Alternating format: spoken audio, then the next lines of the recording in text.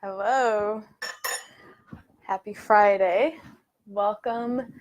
My name is Ashley. I cook and make recipes over at Big Flavors from a Tiny Kitchen. It's bigflavorstinykitchen.com.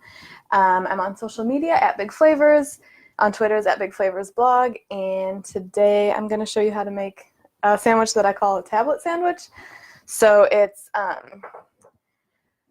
basically me and my husband, whenever we would have like a tuna salad sandwich or an egg salad sandwich, we would keep adding different things to it. So it's like I'd have a tuna salad sandwich and I'd say like, this would be really good with a hard-boiled egg on it, or with a little bit of avocado or a sliced tomato. So kind of smushed them all together for Bacon Month a couple years ago when I did a couple posts for with a group of other food bloggers.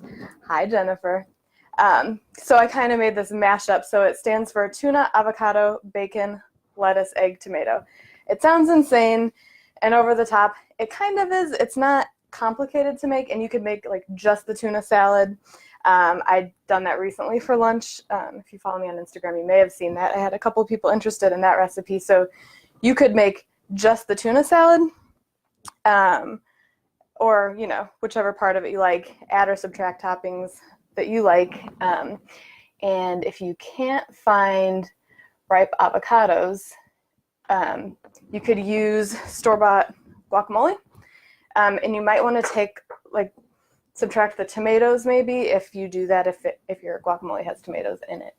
So I picked up, hey Kara, I picked up some avocados yesterday and they were like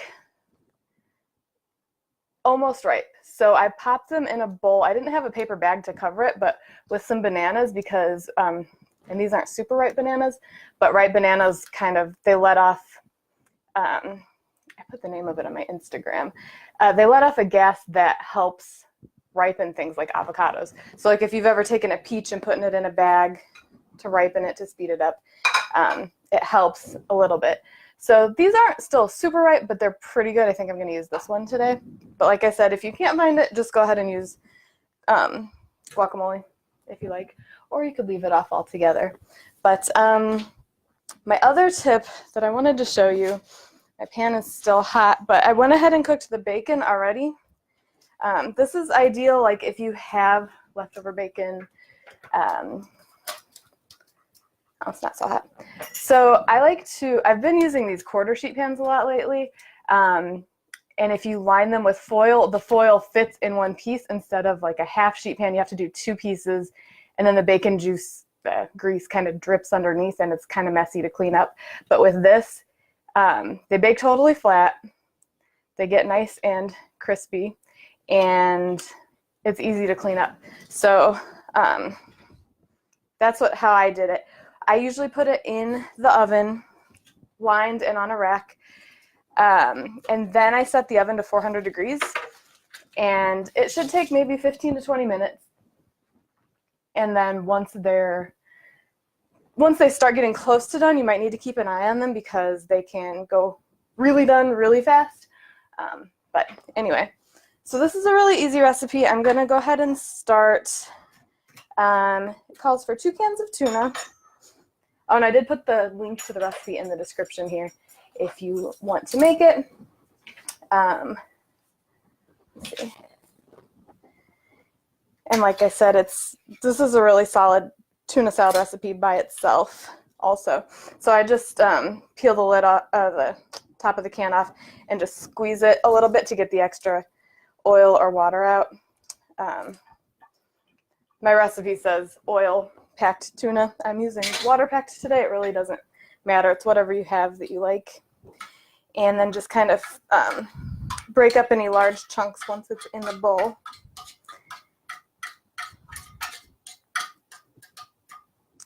Did you guys cook anything or eat anything fun for Valentine's Day or for regular old Thursday yesterday? My husband was going to cook, and then he had to work late, so I made a couple recipes from the What's Gabi cooking website. I made a Moroccan chicken tagine with olives, and I made her M&M cheesecake cookie bars. That was really good. My son wasn't super into the saffron flavor in the tagine, but otherwise everything was great.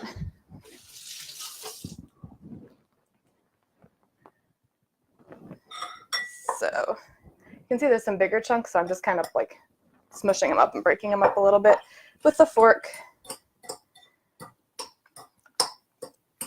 Oh, also, if you are one of my newsletter subscribers, I apologize. I had been kind of off for a little while with some family health stuff, but I sent out another one yesterday, and so the types of things I put in there, I put in sometimes recipes I've been cooking that aren't necessarily my own recipes.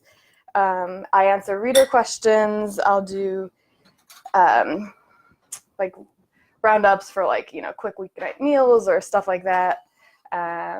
Little behind the scenes things, sometimes things that I'm working on that I can't post yet. So if that's of interest to you, I put the link in the description also, but it's on my website. It's bigflavorstinykitchen.com/subscribe. If you're interested, I send them out about, when I'm doing it normally, about twice a month.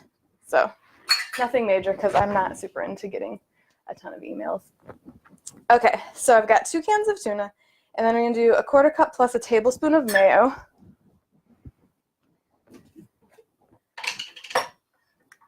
Ooh, that's a 1/2 cup. I almost got it very mayo-y.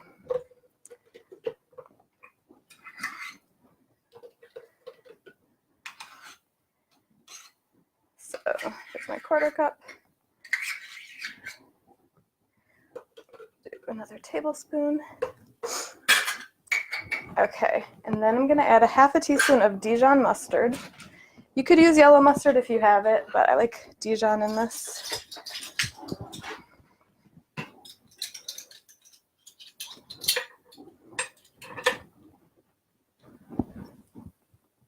Hi.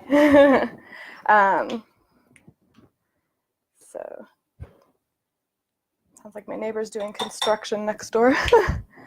Okay, so Dijon, dried parsley. I've never made this with fresh. For some reason, I really like dried parsley in my tuna salad.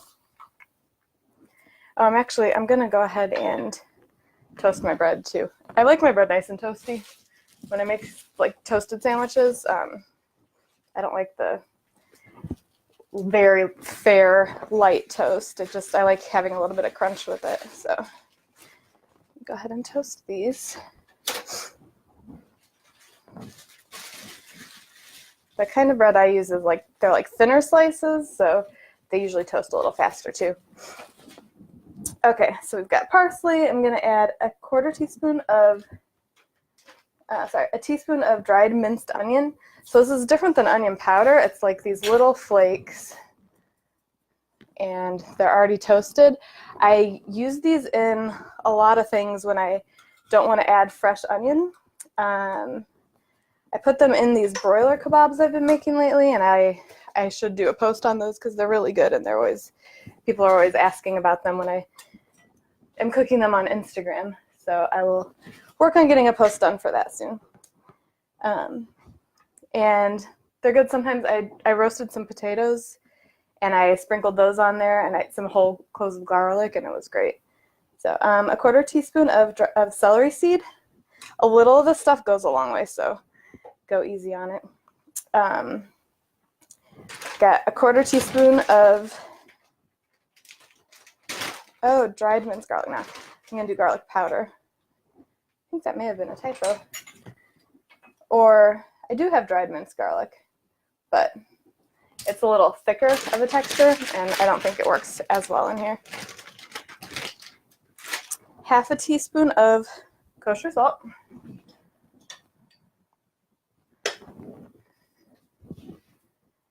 And then 1/8 teaspoon of ground white pepper. For white pepper, you don't see it as much in the mixture, and it's the flavor of it's really nice with things like tuna.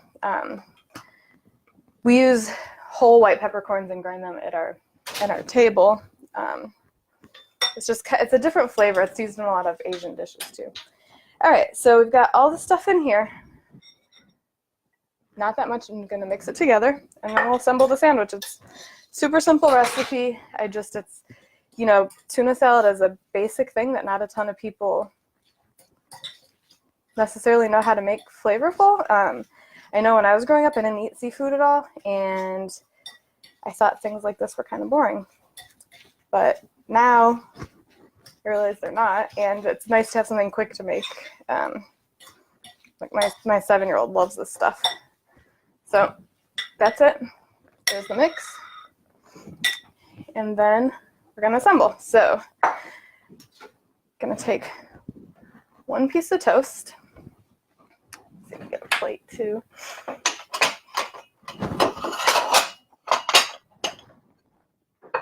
All right. I like doing a little layer of mayo on each side of the bread, kind of as a moisture barrier to keep it from getting soggy.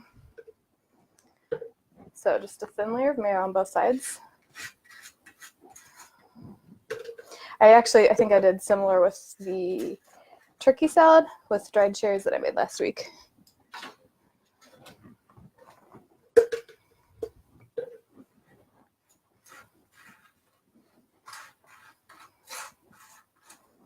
Okay, so a little mayo on the side.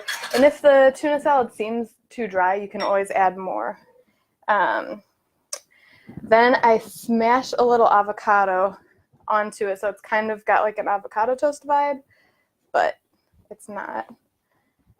And I think since this one, it actually feels pretty good. So that was like not super ripe yesterday, but today it's doing good.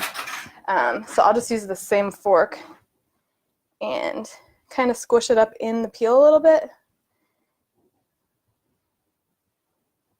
And then pop it on here.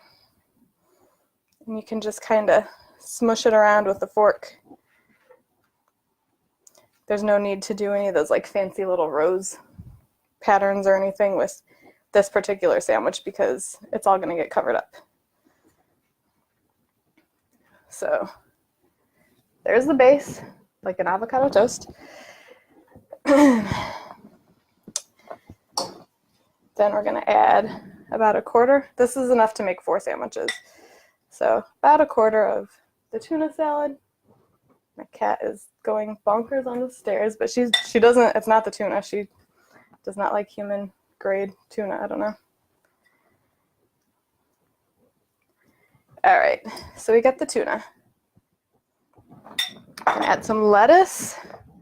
This is a brand I found. It's grown in Massachusetts, but Little Leaf Farms, their lettuce is really, really good. It stays crispy for quite a while in the fridge, and like it's just, they have a couple different varieties, and they're really pretty, delicate leaves.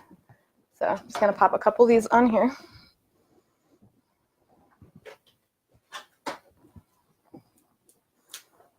Okay, some bacon.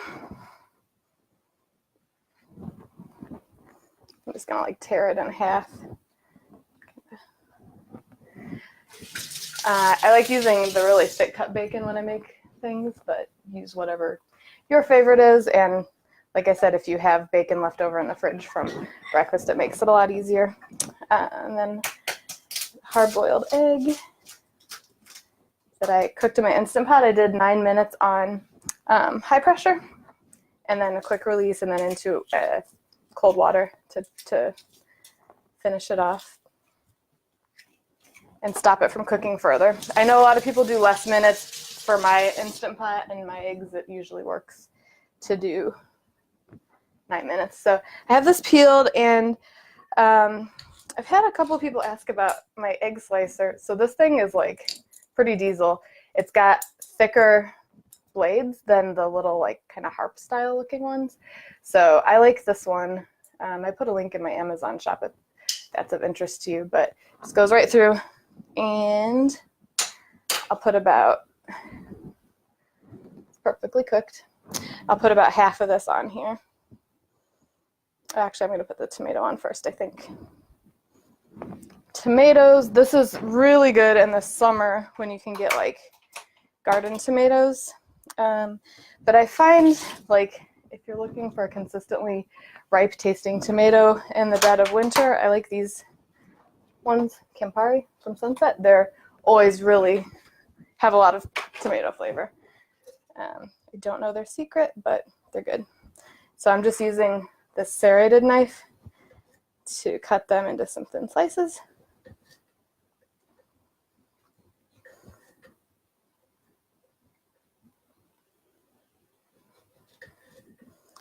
And I'll put them on top of here.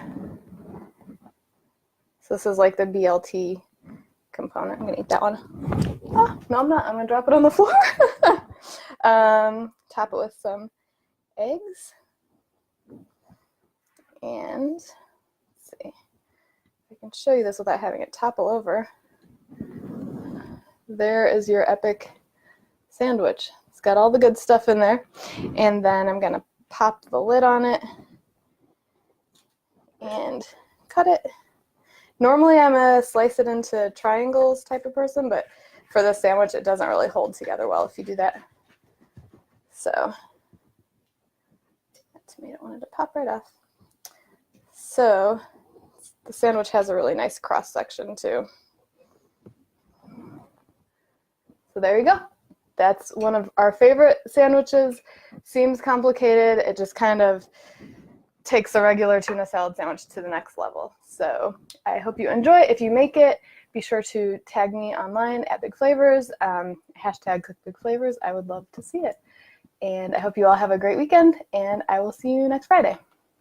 Bye.